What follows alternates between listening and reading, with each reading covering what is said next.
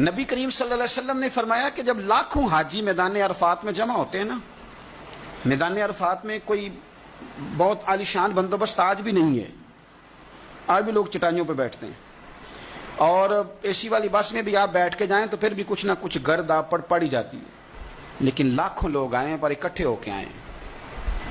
اکیلے اکیلے کوئی میدان عرفات میں جائے اور 9 ذی الحج کے علاوہ جائے تو یہ مقام اسے نہیں ملتا۔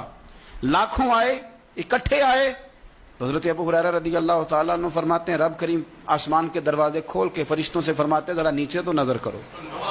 فرشتے دیکھتے ہیں نیچے تو اللہ فرماتے ہیں ان کے چہروں پر گرد ہے، یہ بڑے بڑے بنگلوں میں رہنے والے، ان کی حالت دیکھو کتنی آج خستہ ہے۔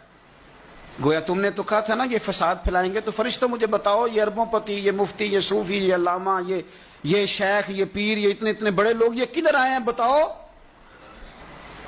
تو فرشتے عرض کرتے ہیں اللہ تجھے راضی کرنے آئے ہیں۔ یہ لاکھوں لوگ گھر بار چھوڑ کے تجھے راضی کرنے آئے۔ تو میرے نبی پاک علیہ السلام فرماتے ہیں پھر رب فرماتا ہے تم گواہ ہو جاؤ، میں نے ان سب کو دوزخ سے آزاد کر کے ان کے لیے جنت کا فیصلہ کر لیا۔ اگلے لفظ سنیں گے تو اور خوش ہو جائیں گے۔ نبی پاک علیہ السلام فرمانے لگے، حضور فرمانے لگے رب فرشتوں سے فرماتا ہے انہیں بھی بخش دیا ہے، اور جن جن کے لیے یہ دعا کریں گے میں ان سب کی بھی